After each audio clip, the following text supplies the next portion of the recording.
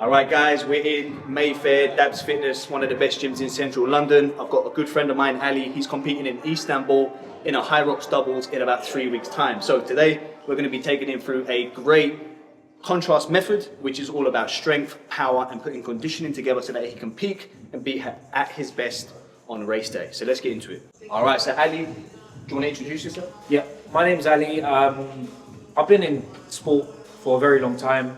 Played professionally for at least 8 years. Come away from that, doing more bodybuilding style of training.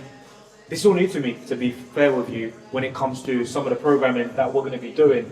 And I ran half a marathon a couple of months ago, which weren't too bad. But hold on, did you actually train for that half marathon? No, I trained about As 3 a beast, weeks. bro. He ain't got no I've done problem it for for about HYROX. 3 weeks. Yeah, I've done about 3 weeks I trained, and then I did it just under 2 hours, which ain't too bad. No, that's amazing. But you know what? There's a lesson out there for a lot of you guys that do a lot of running for HYROX or any sort of event, yeah?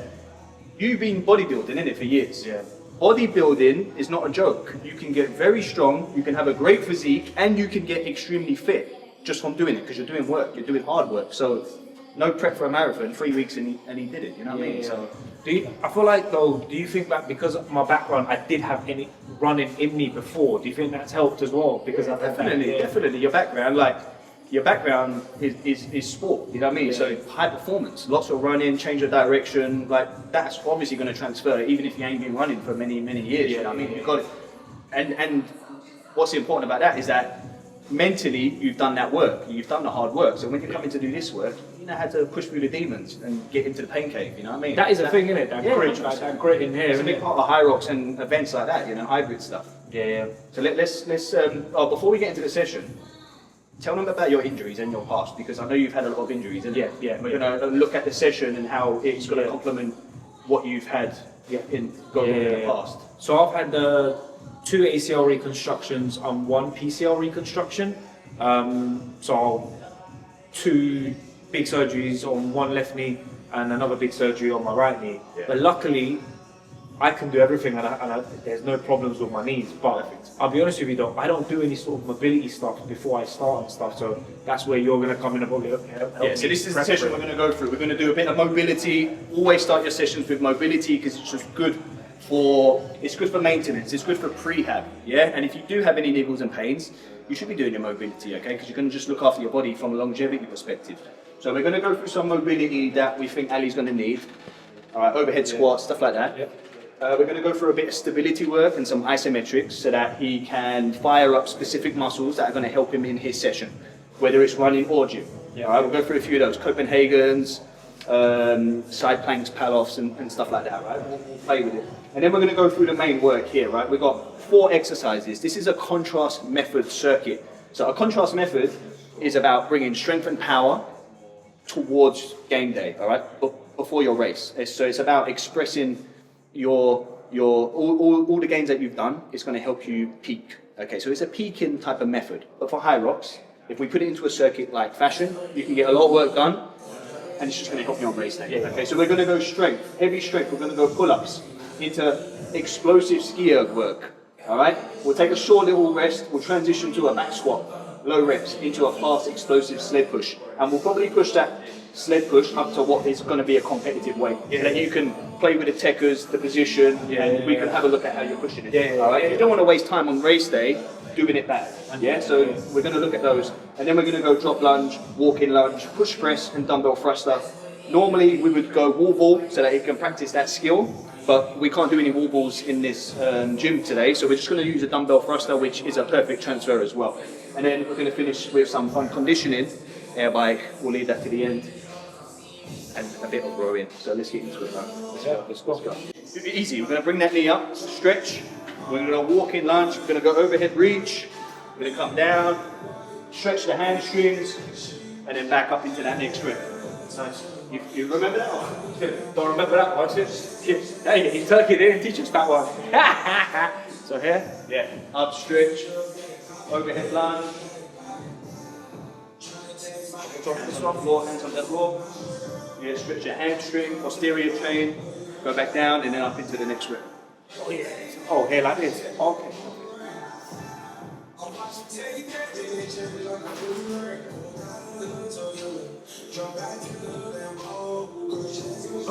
So all we're doing here is we're combining a little bit of stability work and mobility, right? So obviously when he's stretching up overhead, he's getting a nice big stretch for all these muscles through the front of the hips, the abdominals, the upper body as well. Muscles that get extremely tight when you're doing lots of running and lots of training.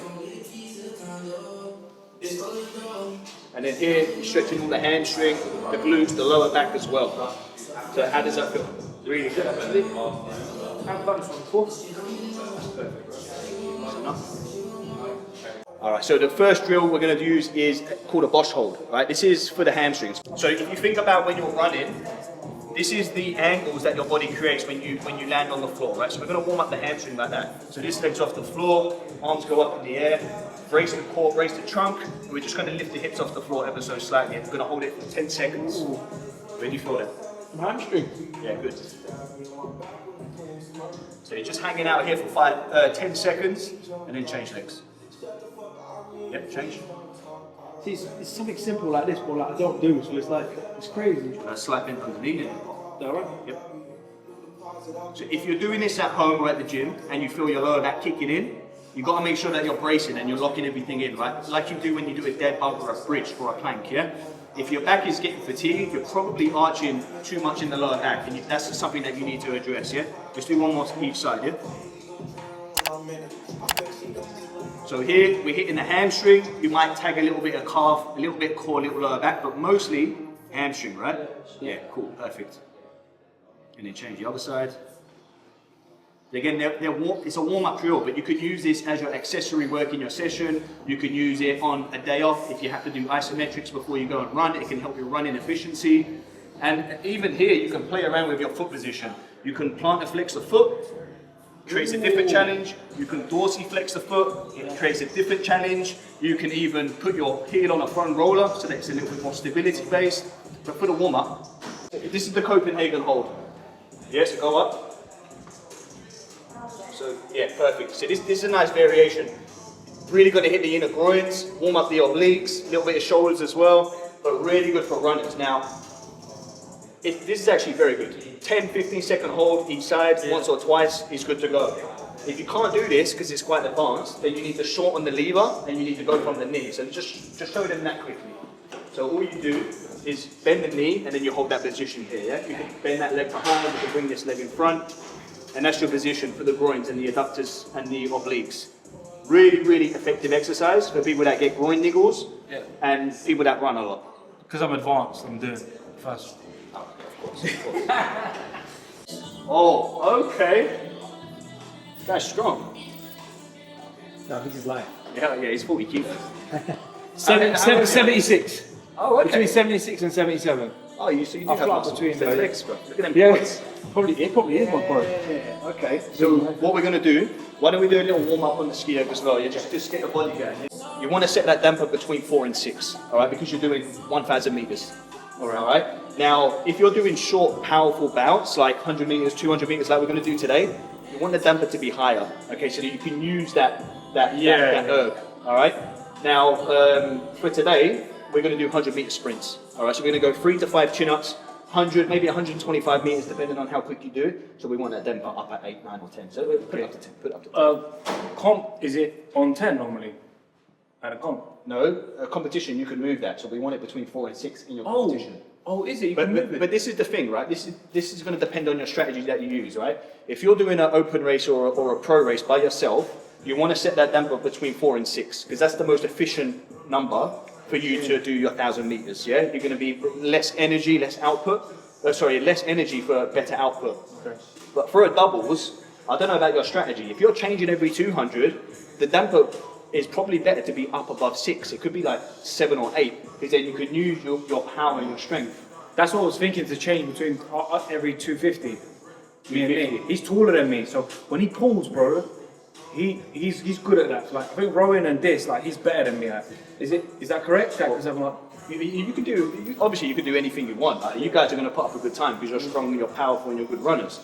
Like some of my guys have done like 54, 53 minute doubles and they're pulling 200 meters. They pull through the 200, so then it clocks another 20, 30 meters and then you change. And then you're... Do you know what I mean? So you can either pull out at 180 or you can pull through the 200, Or if you're going to do 250, you can pull out at 225, then change, or you can pull through the 250. Apples and pears. Okay, yeah. We'll do the warm-up set and then we'll...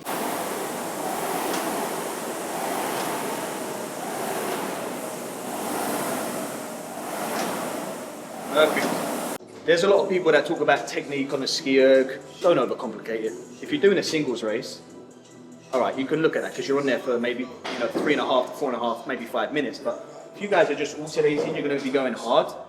As long as you're just not all upper body, the technique is perfect. Yeah. Let's go. Yeah, there's so many things in it. Like people are like, just pull from here. When there's one like, make sure you do around like this. Just pull from here to here.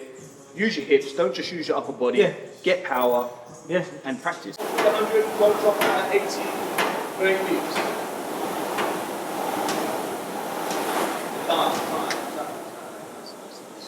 At 19 seconds, 19, 20 odd seconds. Do you reckon you can do 20 kilo chin up with control? Yeah. What would you do if he had me for like the next 2 weeks to go hard? Would you concentrate on doing like simulations, or would you mix it up, maybe do more running? Because like you said to me, like when we were talking, it's like if you're just a good runner, that's most of the race, right? So do you feel like you'd make me do more running or more simulations? What would you think? Obviously, simulations are going to help you because it's going to simulate the race demands, right? But I think simulations are definitely a little bit overrated and overused. Like if you ain't done them, then maybe they're going to transfer well for you. But I think if your running plan is put together well, if you're running 2, 3, 4 times a week, different sort of speeds, different sort of intensities and volumes and frequencies throughout the week, and then your weight training is in a good place, like you're doing your heavy strength work, you're doing some power work, you're doing some conditioning work, whether it's ergs, whether it's sort of strongman, kind of modified strongman stuff where you do devil's press, carries, sled pushes, then you don't really need to do simulations. Do you know what I mean? Because you're putting it all together in a nice strategic way anyway. But if you ain't done any simulations or that sort of stuff, then simulations can have a nice transfer for you. So, But you want to say just do better simulation, loads of simulation. I think one of the biggest problems with simulations is that it really increases the risk of injury. And listen, I'm a coach. I don't want to get people injured, right? So you've got to be clever the way you program, right? You can't just do simulations. People are going to blow their lower back, blow up their knees, get Achilles tendonitis, things like that. So, you know what I mean? Simulations can be good, but I think there's better ways to do it. How many a week do you think you should be doing a simulation if you are going to do anything? One a week, that's what you need. Yeah. One a week. Yeah. But at the back end of the week. See, like I've been doing probably 2, 3 sometimes, and that's so wrong. But this is the issue though, isn't it? Because no one really talks about that. Everyone's just like, oh, HYROX him. But no one really talks about, hold on a minute, you only probably need to just do one good one, and the rest you need to do your power work, your running work. But yeah. Quality over quantity. All right, so this is set 1 out of 3.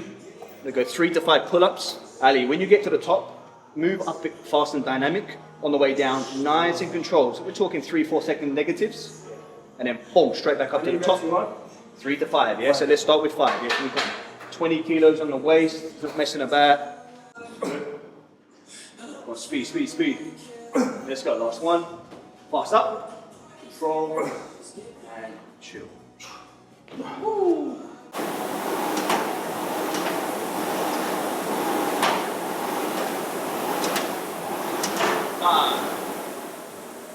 18 seconds. 3. Nice. Fast. Last one. Keep your head up, chest up, push back on the bar. Right.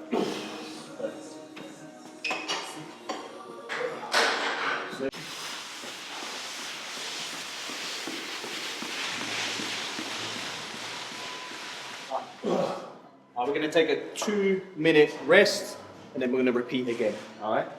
You know what? When it comes to the sled, my clients always ask me, how heavy should I go? Go as heavy as you can, maintain speed, right? Because every track is a little bit different.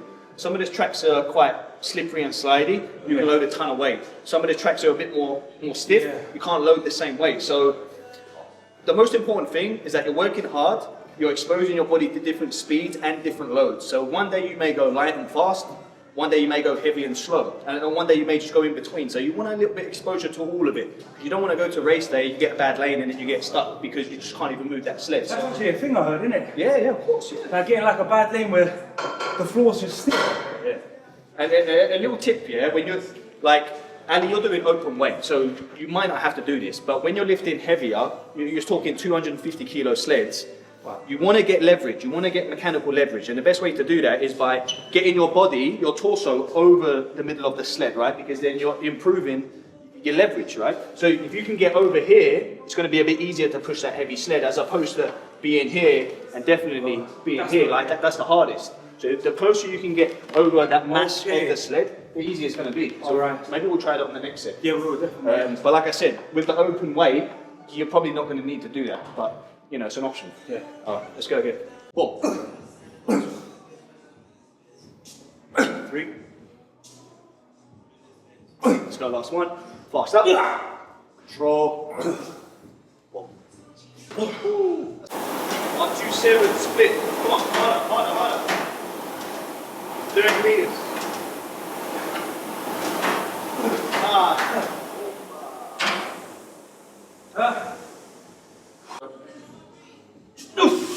Three.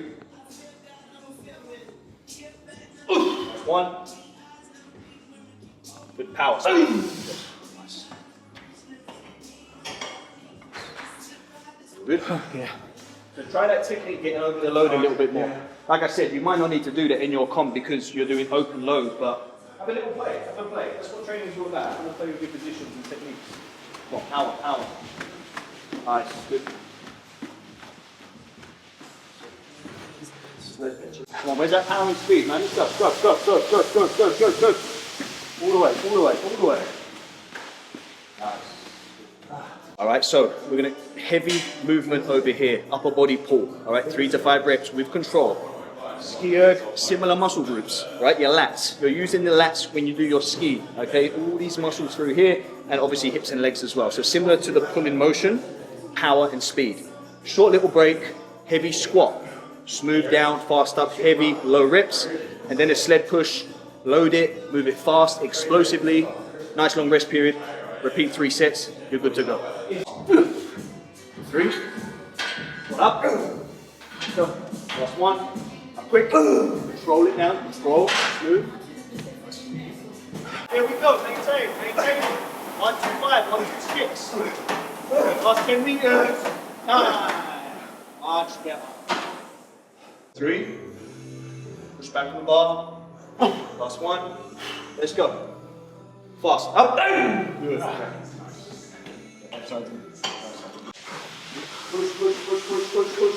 Push. Come on, all the way. All right, next up, we got a drop lunge from the block. This is about power, it's about speed. We don't need to load too heavy. Sort of like 50% of what you could do on a walk-in lunge. And then that's the second exercise, it's going to be a walk-in lunge. Okay, now if you've got a sandbag lunge is fine. We'll probably go dumbbells, not too heavy, and just get them done as quick as we can. So drop lunge, walk-in lunge, we're going to come over to the barbell, we're going to do a heavy push press, 3 to 5 reps, and then a dumbbell thruster. Now, normally we'd do a wall ball, but we can't do it in here. So we're going to go dumbbell thruster, just as effective, a similar cyclical movement, squat press, as a wall ball would be. But normally as a wall ball, be like 8 kilos. Man's got me 12 and a half each hand. Well, I'm not going to give him 4 kilos in each hand, am I? Yeah, So, why not? You know what? That's a good point though. Yes. With your training, like get uncomfortable with your training. Like, you know what I'm saying? Like you do. Like he works hard. When you get to race day, it's going to be fucking hard. You know what I mean? Like, you don't want training to be easy. You need to work hard. Like, a lot of people don't get to that point. You know what I mean? You know, for me, it's like, say I'm doing this, I know by the end of the session I'll be finished, like, but I know that I banked it. It's like collecting coins. Exactly. If I couldn't, when I'm racing, I'm gonna be like, oh, bro, I've done some ridiculous amounts of training. Exactly. This is probably gonna be the same, even harder, but I know that last bit, the grit's gonna get me there. Exactly. Yeah. That's a big part of it. When you're doing competitions, it's the mindset, right? The mindset gives up before your body normally, right? So, all right, let's go. 3,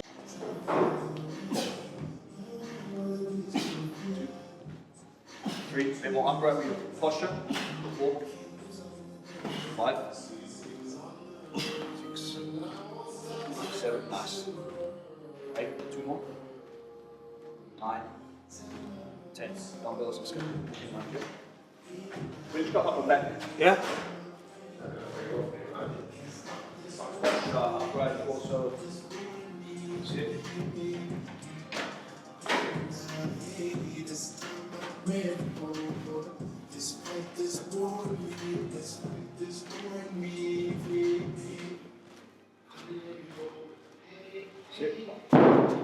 So the first exercise, the drop lunge, that's a power exercise. So we don't need to lift heavy. The point is to just be dynamic when you're stepping off, right? So because we're stepping off from a higher position, you don't want to go more than sort of 5-6 inches. When you land and contact the floor, your muscle has to work hard, eccentrically, to absorb that force of the body mass, right? And then obviously you need the power to pop back up. So that's a really good exercise to develop sort of eccentric force control, which is important, and a nice transfer to running, because when you're running, similar sort of thing that your body has to absorb your body mass, do you know what I mean? Yeah. And then you go into that faster, dynamic walking lunge. It's weird though, 'cause I just done that where I done it body weight. When I was lunging, I just felt more Springy. Yeah. Different part. 1, good. 2, 3, good. 4, last one. Yes. Beast. Nice. Go same load, yeah? Yeah. 15 to 20 reps. 15 to 20 reps. If it was wall balls, we'd be probably doing 20 to 30. So, sit. What's that? 4, 5, 6, 6, 7, 9, 10. Let's go. 11, 15, 12, 13. Let's go. 14. Last one. Time. Oh.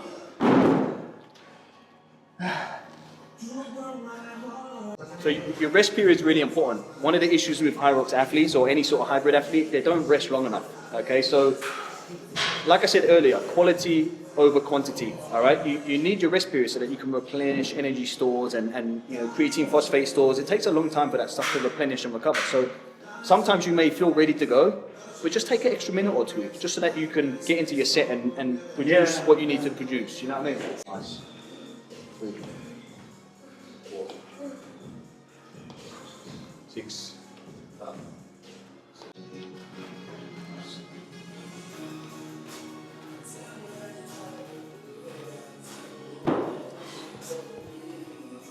Is that, but when you swing, can you waste too much energy or? Yeah, you're gonna waste energy, but you're swinging because it's hard. You know what I mean? Like, when you're training, doing any sort of training, the first thing that's going to fatigue first is those small muscle groups, those small stabilizing muscle groups. Which is why when you get injured, you're always going to injure, like, you know, the front of the shoulder, or you're going to injure muscles around your knees. You know, those small little muscles around your lower back. You know, that help stabilize the spine. They're always the ones that get injured because they give up first. So, you know, if you can lock in trunk, upper posture, then it's going to help you, obviously. But right now, I know you're strong enough. Yeah. That's okay. That's perfect, bro. It's mad though, 'cause when I'm lunging, I'll use 40s. Yeah. They feel like nice, but doing everything now, they feel like heavier and heavier every time I step. The thing is, as soon as you add the speed component to stuff, it changes the game. Oh, do you know what I mean? yeah. Like the how quick you build up lactate is extremely fast when you add speed. So it doesn't matter about the weight you use, to a point. You know what I mean? Like, you're gonna add speed, you're gonna get quicker fatigue. So Do you feel like you have to change your training when you're solely trying to do HYROX? You can't just do bodybuilder training, can you? Push day, back day, leg day. that's a really good question, and I think some people could get away with that because they can tolerate a lot of work. Like, you know, when you're bodybuilding, you tend to do quite a bit of volume, right? The reps, you do lots of sessions. Like, how does your split look right now if you're doing bodybuilding? Push day, back day, legs once a week for now. I normally do twice, but I'll boil it down to one. But when I do legs, I'll batter my legs, bro. The next couple of days, they're sore. But for example, maybe 10 to 12 days, I'm probably not going to do no leg days. Which one makes sense? What do you think, anyway? I think like obviously Ali's an online coach. Yeah, you're an online coach. Like you got time to recover, to eat properly, to train properly, like to sleep properly. He doesn't have any children, not that we know of anyway. So like he's got time to be like a full-time athlete. Do you know what I mean? But like a lot of you guys that are watching this, you know what I mean, you've got jobs, you've got families, you've got children. Like you can't train like that. Like you've got to train a little bit more intelligently. I'm not saying you're training. Like it works for you because of your lifestyle that you've got. You know what I mean? But for a lot of people, they can't train like that. So no, they're probably better to do full body workouts, or maybe one lower, one upper, and then one full body day. Like if I gave this to one of my clients, which I actually give this a lot to my clients that are preparing for sort of solo races. Like a few of them are going to the Worlds. Like I'll give them a lower body day like this, just lower body, an upper body day like this, and then a full body day which could look like this as well. Well, if you mostly like, let's say like contrast training, like push, heavy push, and straight into some wall balls or something. Yeah. And again, it's like that last little peak towards a competition. You're going to do this sort of like 3 to 6, maybe 8 weeks out. You're not going to do it when you're 12 weeks out, 16 weeks out. You're going to do more simplified training, right? Like some more conditioning, more running, and more basic strength work. You know what I mean? So this is like fancy, but that's okay because you're 3 weeks out, you're going to have some fun with it. Yeah. So some of you have issues with wall balls in terms of range of motion and hitting the depth required. You could put a ball down, or you could put a step or something so that you can just contact the step, and that way you're just practicing the skill of getting that range of motion. That's the best way to do it if you need to practice getting that range. Maybe wider foot stance, or maybe just building pauses when you do your squats in the bottom. That can help build that position a little bit more as well. So we're moving on to the finisher. I hate calling it a finisher, but it is a finisher. So we're going to do a 5-minute EMOM. All right. So every minute on the minute, we're going to do 10 seconds max effort. So as hard as we can for 10 seconds. We're going to take that 52nd of the minute to recover. So it's complete static rest. Trust me, you're going to need it, all right? So it's complete rest. There's no flow, all right? We can do it 5 times, that's 5 minutes. All right, so just 5 rounds. It's only 50 seconds of total work, but it's high intensity work, all right? So what I'm looking at as the coach right now is I'm going to look at how much wattage, which is a reflection of power, how much we can peak it in 10 seconds. So for a male, you should be able to peak within 8 to 10 seconds of your wattage or power. All right, so I'm going to see what you get on set 1, and then we're going to try and stay close to that across those 5 sets. It's not going to happen because he's fatigued, and every set you get a little bit worse. That's called the law of diminishing returns, right? But if we can stay within sort of 10, 20%, I'm happy with that. What are you All going right, you just worry about going as hand as you can. I thought you said do it with me. What? I thought you said he was going to do it with me. What? All 5 sets? 5 sets doing it with me. So I'm jumping on, he's jumping on. That's not good. Because then I'm going to get less rest, bro. Exactly. I'll listen to you. All right, you ready? All right, 3, 2, 1, go up, go.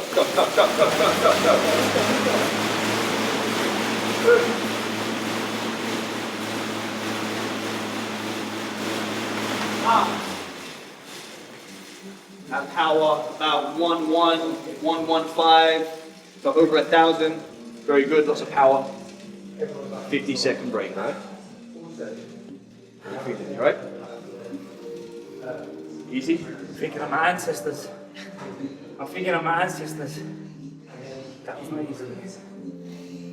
So obviously 10 seconds of work is pure power, but when you're having only 50 seconds to recover, that's an incomplete rest period, so I'm going to be tapping into the endurance side of that power. 15 seconds, we're back in. So what I would like to see, no set should be going under 1,000, but we'll see. Just start moving those legs. Start moving. 4, 3, 2, 1, let's go. Go. 5 seconds.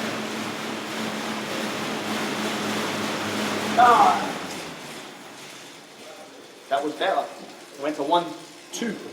All right, 1,200 watts. That feel better? Yeah. I think I started a little bit moving my legs. That's what helped a lot. You're not doing an air bike at HYROX. It doesn't mean you can't use it to get conditioned, all right? And just because you're not doing 10-second sprints in a HYROX race doesn't mean you can't do that energy system, all right? You've got to have all different energy systems. You've got to train them all, all right, and get good at them all, all right? So, you okay? Yeah. 8 seconds, we're back in. Just start moving a little bit, start moving, start pedaling, nice and slow, build into it. All right, let's go.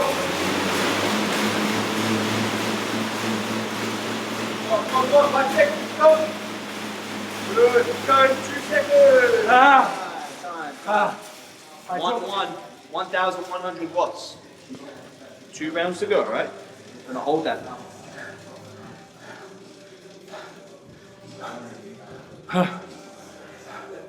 Now this is high intensity training. You're doing a little HYROX class, they call it HIIT or whatever. It's not high intensity. This is high intensity. Short, explosive, relatively longer rest periods, 50-second rests, 15 seconds. Start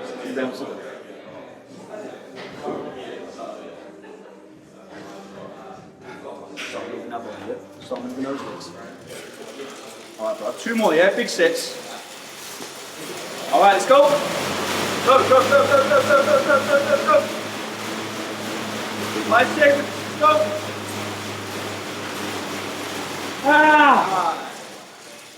1-1 again. 1,100 watts. 1 more round. Can we hold it? 3, 2, 1. Last one. Go. Come on. 5 seconds. Push. Well done. Got over 1,000. That was good.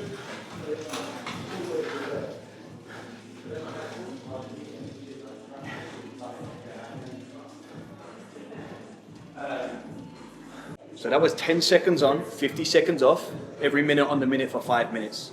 All right, so that was a 5-minute EMOM. Now we're gonna change the energy system, which basically means we're just gonna use different fuel sources for the conditioning now. So we're gonna extend it a little bit more, 250 meters on a rower. This is a little bit more glycolytic based. We're gonna take 2 times the recovery. So if he does 250 meters in 45 seconds, double that, that's his rest period. And we're gonna go 2 rounds only today, and you'll see how it feels straight after. Just pull a little bit lower to your lower chest.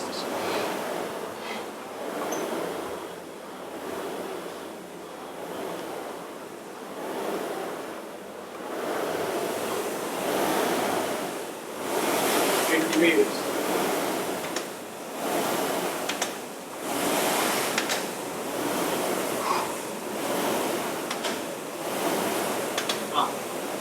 Good. What is the correct way of rowing? Lower body push, upper body pull, upper body recovery, lower body recovery. It's 4 parts of the movement. What were we saying?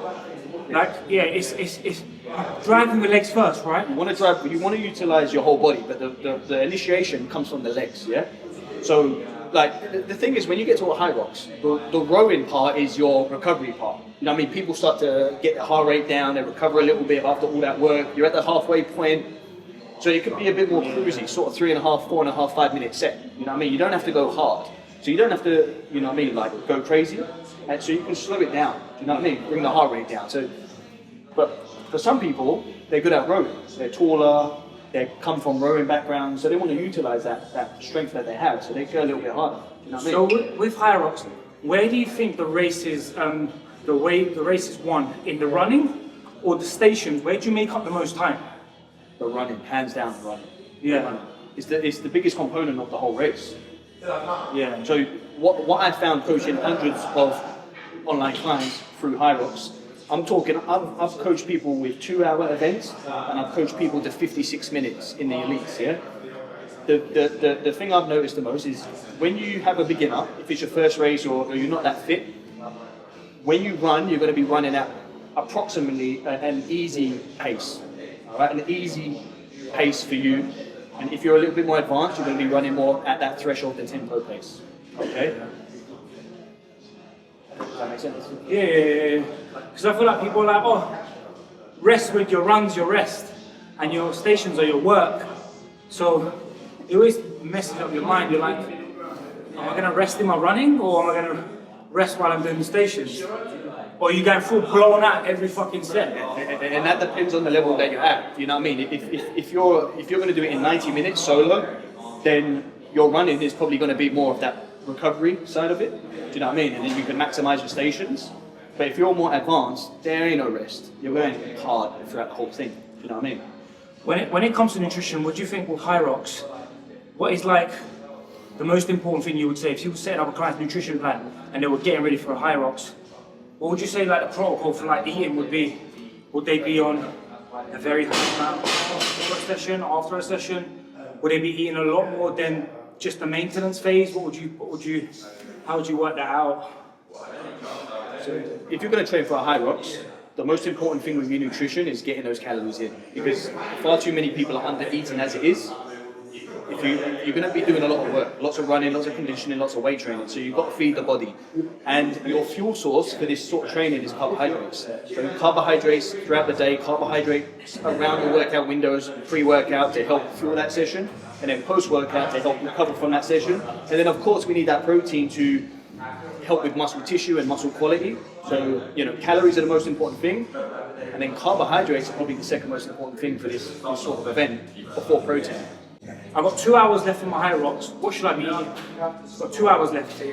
What can I feel? Carbohydrates, the most important thing. Carbohydrates is going to be what fuel your session, and you want to consume low fiber so that you don't get any gut distension or slow down the absorption of those carbohydrates. What could I eat, do you think? 2 hours left, back to race. We're talking simple carbohydrates. We're talking bananas, we're talking fruit. You can have a Powerade, you can have a Lucozade. Those sort of things are going to fuel the session. Or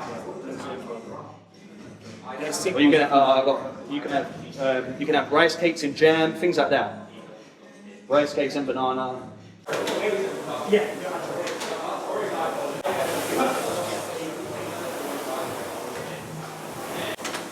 So if I was, for me, all of that, if I was watching it, it would be making so cool.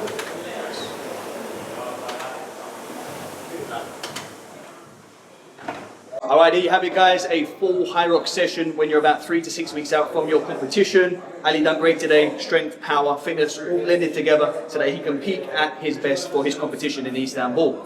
If you guys like that video, make sure you subscribe, like the video, follow for more, watch all the other videos. I'm sure you'll get a lot of value from those. Alright, I'll see you on the next one. You see this photo? It's a famous Muhammad Ali photo standing over the fighter. Who's he fighting here? Anyway, someone drop it in the comment section. But this is one of the originals. So my friend James that owns the studio, his client gave him this photo. And the story of this photo, he didn't actually knock him down. So, Have a look, sure. Muhammad Ali didn't even, he tried to punch him and he just grazed him and he went down. So he pretended to take the hit and he went down because supposedly the mafia were paying him to go down. So what he's saying here, he isn't like, yeah, I knocked him down. He's saying, get the fuck up off the floor. Oh shit. That's the story behind it. All that time, he didn't knock him down. Show the picture. He didn't knock him down. He's saying, get up off the fucking floor. I thought he knocked him down, that was a No, picture. he didn't knock him down. Bonkers. Absolute bonkerino. That's one of the originals. Original. 16 out of 20 of those, I think, in the world. 20 of these real ones. Sonny Liston. Muhammad Ali.